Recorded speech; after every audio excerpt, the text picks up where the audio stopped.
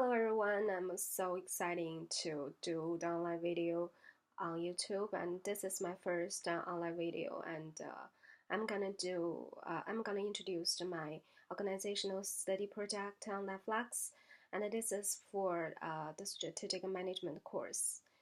And firstly, I want to introduce myself. My name is Alice, and I'm in this Brand University, and this is my last semester and the last course in CBU, and I'm so excited to do the organizational study on Netflix. And first, let me introduce the company Netflix. Um, Actually, in my mind, Netflix is only an online streaming video company, but has the specialty on movies and episodes. But after I do the study, I realized that Netflix started his business in the DVD rental industry. And this is so interesting because at that time nobody think that DVD rental industry need online services, but Netflix started that. And Netflix right now has 69 million subscribers on their website and operated in 60 countries all over the world. So the company is so successful during his operation time. And in order to better understand what Netflix is and what industry Netflix in, so I would like to do external analysis about Netflix industry. And Netflix actually belongs to the internet retail industry, but specialty at services. Uh, Everybody has their own opinion about what business Netflix is in, but I think Netflix realized to treat itself like an online video streaming company and an online DVD video rental company. So I think I'm gonna introduce this external environment from this aspect, and I'm gonna use the Porter's five forces to analyze the external environment.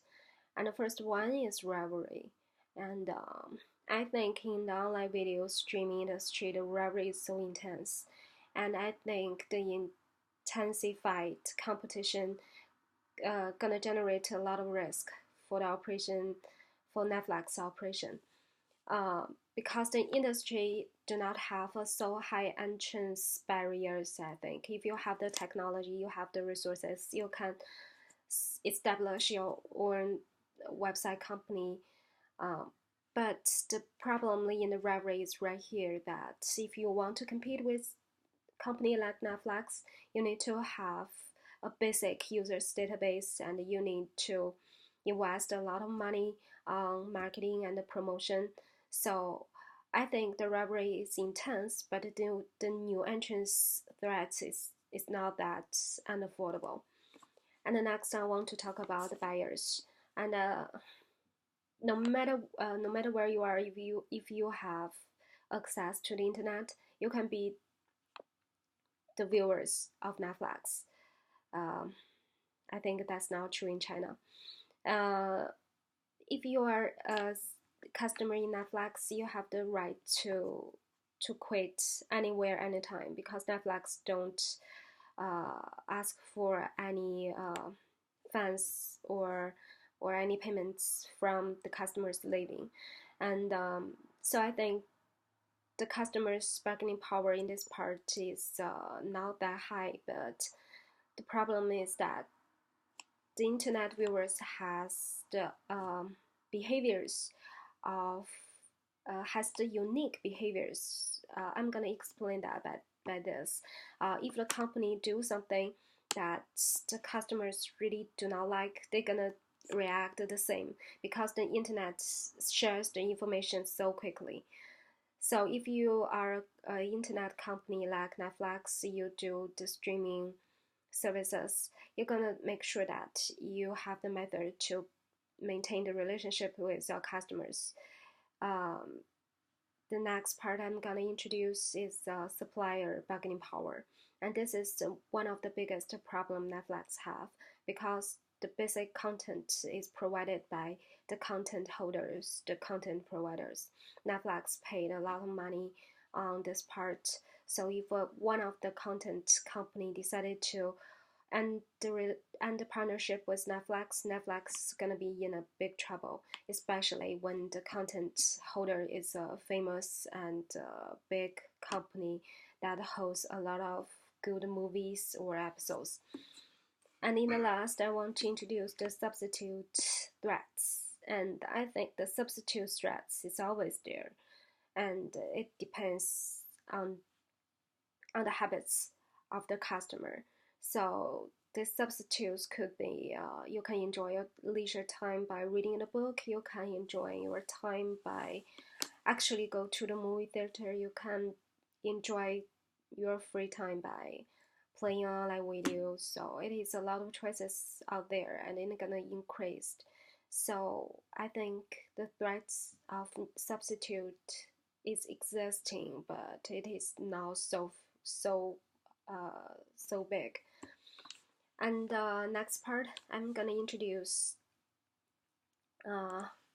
introduce the product of Netflix. Like I said, Netflix do the online streaming services and DVD rental services, but Netflix segments its products into three dimensions. The first one is domestic, in the U.S. territory, online streaming services, and the next is the international online streaming services, and the last one is the DVD mailing services.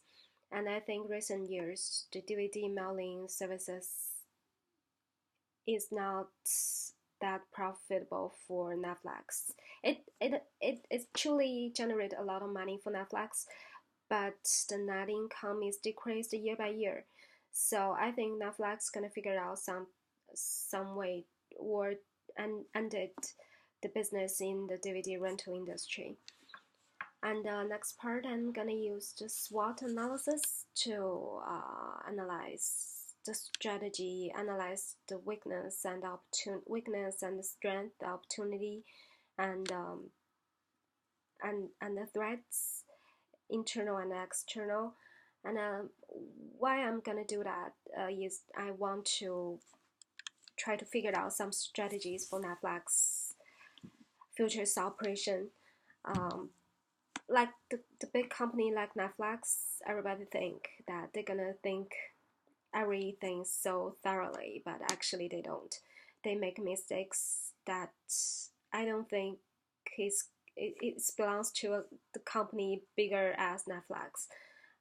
What I'm talking about is this. I want to say an event in 2011. Netflix wants to separate two business. One is DVD online streaming. One is just video streaming. Separate the two services apart and to establish the new website only for the DVD rental services, because I think in 2011 Netflix already observed the phenomena that the DVD mailing industry is dropping and someday it's gonna disappear. So but the problem is that they just announce their decisions but don't ask their customers thinkings, ask their customers opinion. When the decision released, their customers react so negatively on their reactions and leave their and unsubscribed from the website one by one. And in 2012, I think is the accumulation of that effects. Netflix net revenue dropped by 22%, and so I think strategic thinking is really important to Netflix. And my recommendation is Netflix needs to figure out a new way to generate cash, like international expansion, like do their original content to save cost. And another thing that Netflix should really think about is how to maintain the relationship with their customers, and don't stop innovation and don't stop development and the technological research. So I think that's it. Thank you for viewing.